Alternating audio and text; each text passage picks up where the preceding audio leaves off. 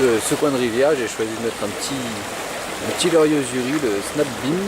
Donc il y a deux tailles, là c'est le plus gros. Bon, l'autre c'est vraiment pour des petites rivières, des petits ruisseaux, des choses comme ça. Ou si on veut cibler des petits poissons, ou s'ils sont sur de petites proies. Donc là le plus gros modèle avec un seul hameçon. Et ça suffit vu la taille du leurre. Donc c'est un leurre avec une grosse bavette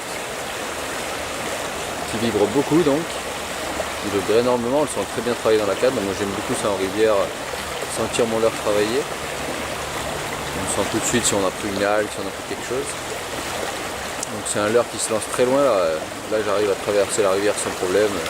Juste en fouettant doucement. Là j'ai une petite canne de rock fishing, ça va impeccable pour ces leurres là. Donc on va essayer de faire quelques poissons.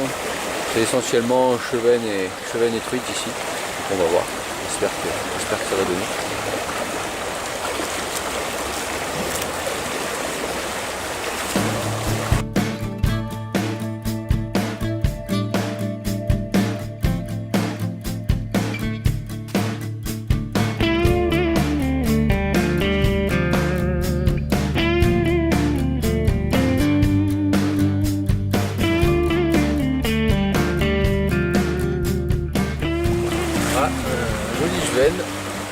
Avec le Snap Beam dans le courant. Je sais pas si vous avez vu, je pêche à l'envers par rapport à ce qu'on fait généralement.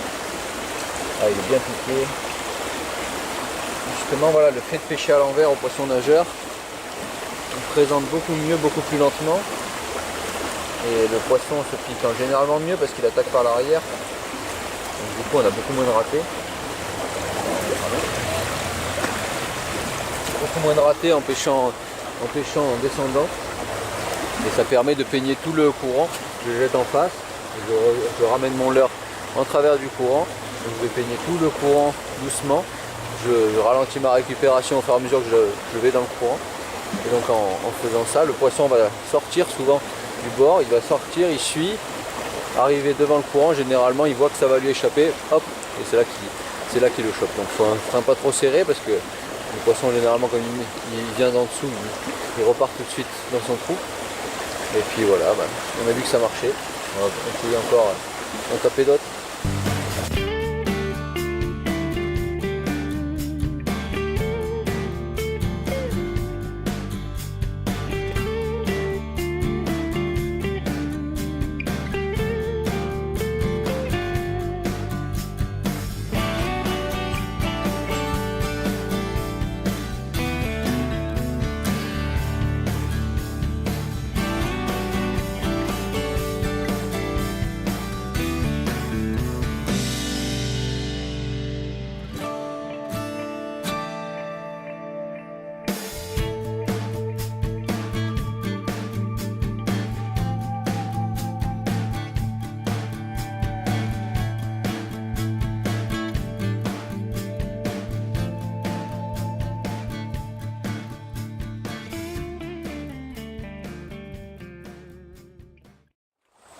Toujours avec mon Snap Beam, donc là c'est un beau trou, donc il y a moyen d'en taper sur la pierre en face là-bas. Je vais d'abord faire le côté droit des fois que s'il y en a un, ça évitera d'effrayer tout le reste en le combattant. Donc, je vais d'abord faire le côté droit, ensuite l'attacher à gauche.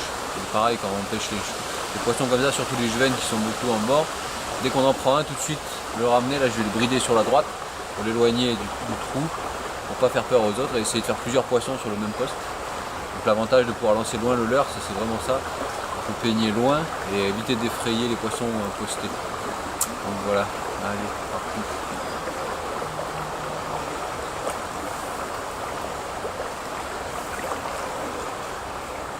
Hop, putain, raté.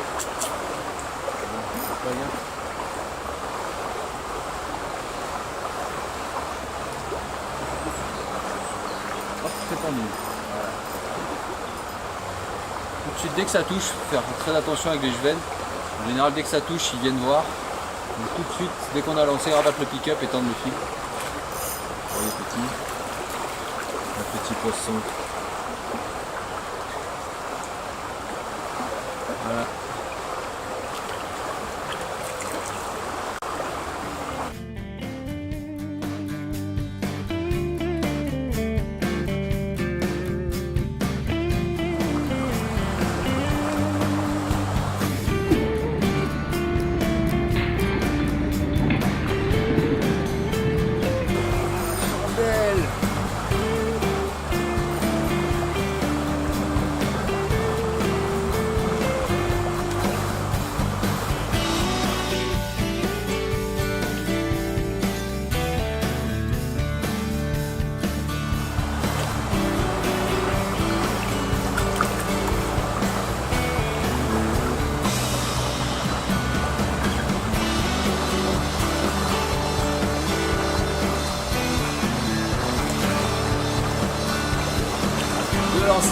2 poissons.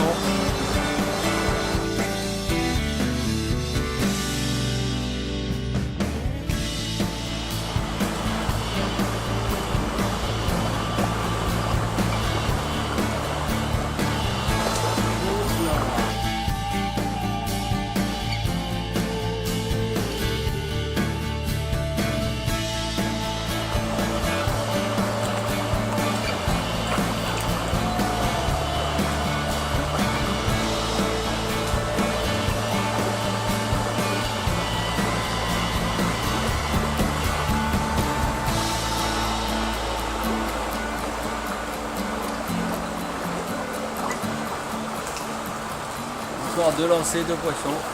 Ah, pas gros. J'en ai raté un joli au tout début de la récupération. Voilà, un petit capri.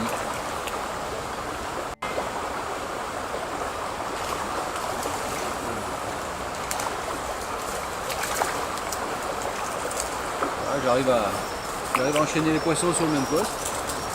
Je les combats vite, je les sors du trou. Parce que c'est un trou, il a l'air d'en avoir beaucoup. Donc, je les sors en force. Pour pas effrayer les autres. Petit juven.